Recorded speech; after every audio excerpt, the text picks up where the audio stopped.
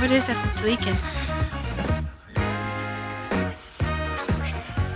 What is it that's leaking?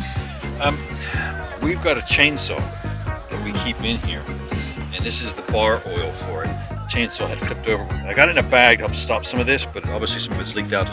Anyway, so I need to. So I got to clean off some of these tools. Bag looks like that it might have a hole in it. That's possible. It's certainly possible. Yeah.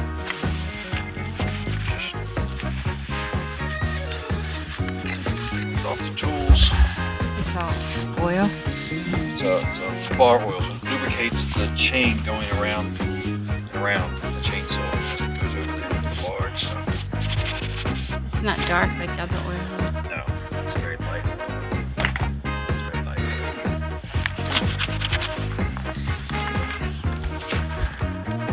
Need more paper towels?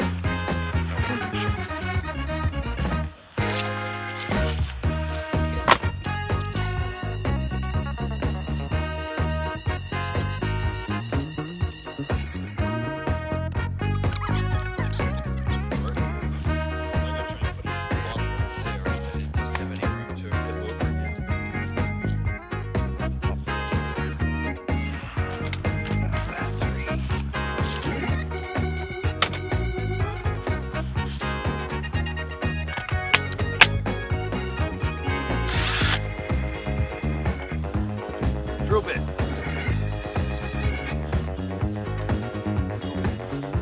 I think back to all the days, day in and day out, we were loading stuff up. This was a daily occurrence, all day, every day. Yeah. It was a full-time job, and all the trips to Lowe's and Home Depot. I thought the contact paper was going to work a little better than it did, but it's a short-term solution because we had all this insulation, like the aluminum colored insulation that we were trying to cover, and it would have been a lot harder with cloth material, but it didn't exactly give the smooth, rounded finish I had hoped for. But if you look at it from a distance, it's not so bad. Actually, when we first put it up, before the wrinkles came, it actually looked pretty good. We just got to get back to that point now by re-gluing it so it doesn't keep coming undone. That's all. Initially, it looked pretty good.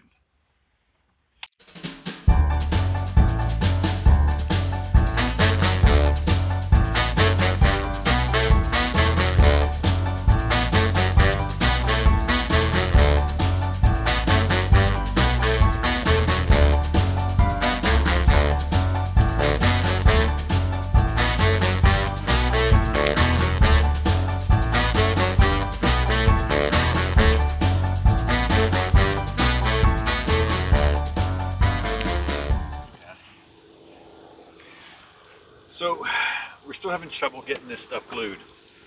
It's gluing, but it doesn't look the greatest. Like, it doesn't look perfect.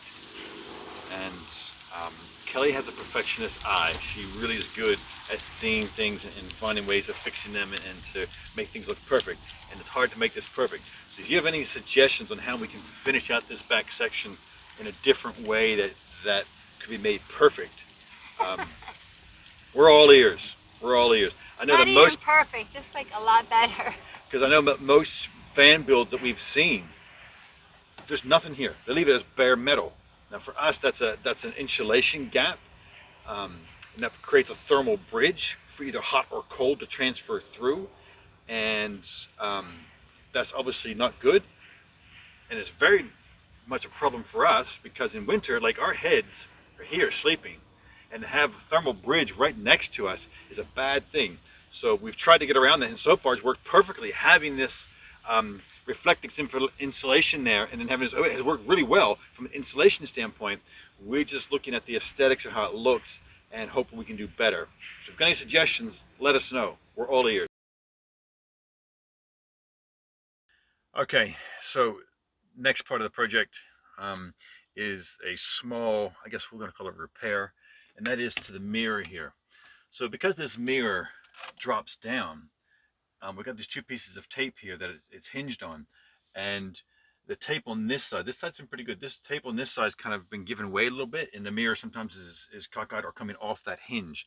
So what I'm going to try and do is I'm going to try and drill through the mirror 2 little holes there, and I got some really tiny, the tiniest screws that I could find, sorry, nuts and bolts that I could find, to try and screw that mirror to the hinge, so that way we don't have to worry about the tape, and if it comes loose, whatever, it won't matter at all. And then that will hold permanently, and then we don't have to worry about it. We don't have to be quite so dainty with that mirror as we're taking it up and down. That's the idea. Okay. All right. So I've marked spots that I want to drill on here. I'm just going to try and drill straight through. Now this is an acrylic mirror, so it should drill through without any problems and without any cracks or anything like that. So that's the idea, is to drill through and then remount it onto the hinges. So you need me to hold it? We're going to see how well we do here. I think I'm going to try it without. Let's see how I do. It looks so fragile.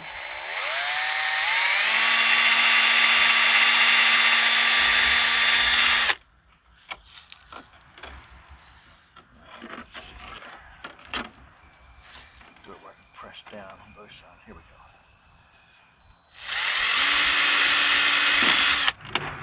Okay. That's through. Now we're going to do the other side. Same thing.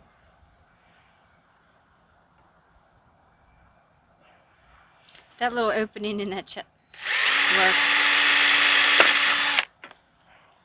Well, that little bit of a gap of working space that we needed. Now I'm going to have to check and see, because that went through fine on both of them, so it's perfect. Now I just need to see that the bolts that I got, which were the smallest I could find, they're number 6s. I was really hoping for number 4s, but I couldn't find any number 4s, so I tried number 6s. I'm going to see if they fit. Otherwise, I'm going to have to drill those holes a little bit bigger. So let me get the bolts, and we'll see if they fit. Okay, so this is one of the bolts that I've got. Oh, you're helping? Okay. And from the look of it, it's too big for the hole, so the hole's not big enough. So I'm going to have to find a bigger drill bit. So I should have done this to begin with, but I am going to match this screw to the drill bit to make sure that it's big enough to go through. Now this is that one looks like it is now the right size. This is a much bigger bit, so we're going to have fun drilling through that hole without compromising the actual integrity of the edge of the mirror, but we'll do it. We'll get it done. Harder things have been accomplished by our efforts. After the van build, nothing is complex. Yeah, we'll get it. We'll get it. And the only people who will know that this is the case are you guys who've watched it be done.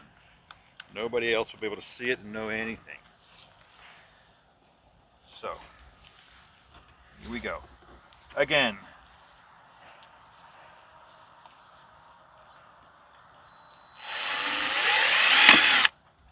Okay, that's through now. It sounded like it broke. I think it just punched through. Okay. Yeah, it didn't break. It's all good. It just punched through, which is what we wanted to do.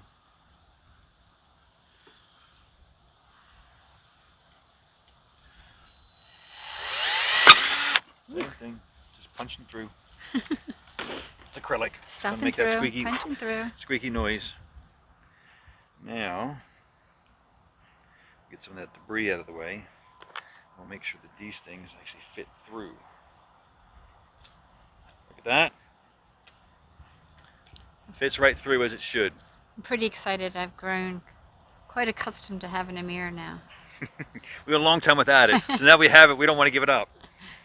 So now we're going to have one permanently mounted. It's going to be bolted on there, so it's not going to be, skew with or fall off or any of the things it has been doing. So, all right, let's go and mount it. Okay. All right, here we go.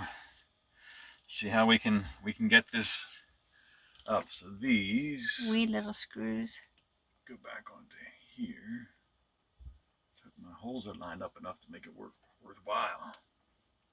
So that's the beauty of the tape. The tape will hold it while I do this. Let's hope. I was just going to say, should I hold it? I'm hoping that is unnecessary. I appreciate the offer. But that goes right through there nicely.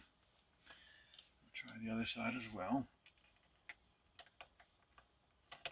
It will be nice not having to That'll be so ginger with it. It'll be completely fixed on there. And that will stop us from having to work to keep it where it should be. All right. Do the other side.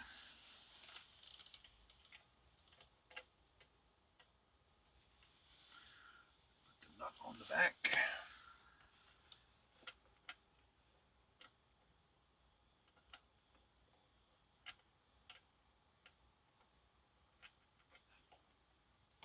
One thing about working with really small things in tight spaces, they're hard to do. They're hard to hold on to, hard to get onto things. And maybe it's just because my fingers are so big and the space is so small, but Want me to try? let me give it another go here.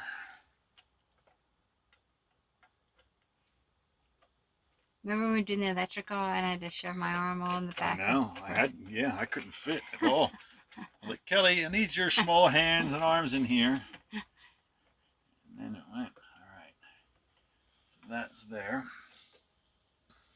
Voila. Voila. Voila. I'll have to tighten these, but there it is. Merci. Done. Nice. Another problem solved.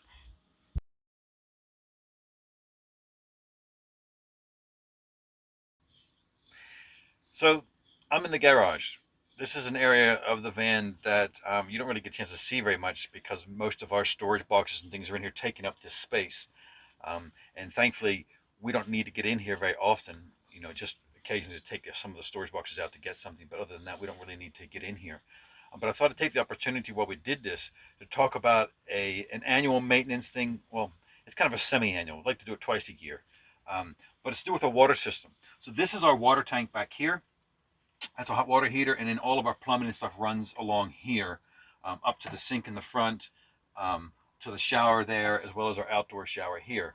And this is something I actually learned from my boating days when I lived on a boat. I had a similar setup in terms of the water system. I wasn't exactly the same.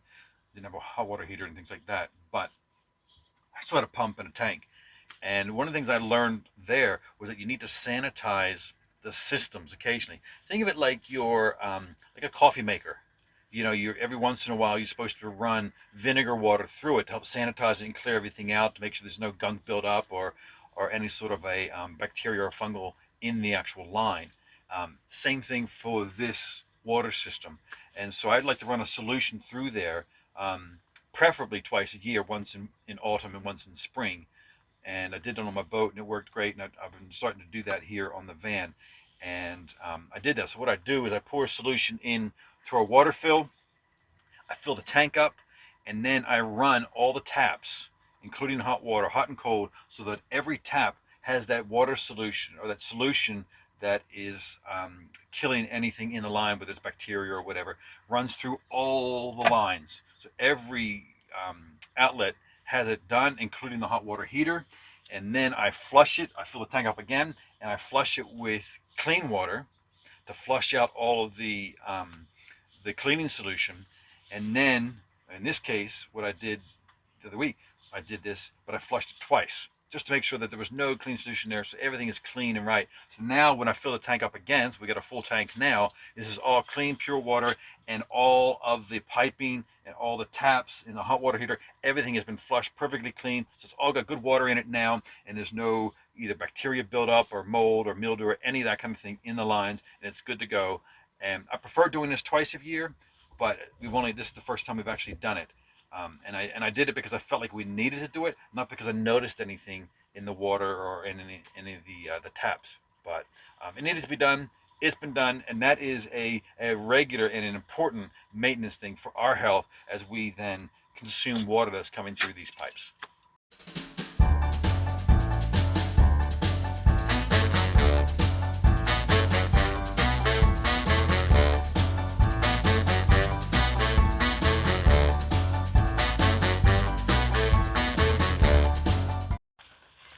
What are you doing? I'm climbing in here. And what we've got in here at the moment is, ooh, we got water leaking out this hose, what we got.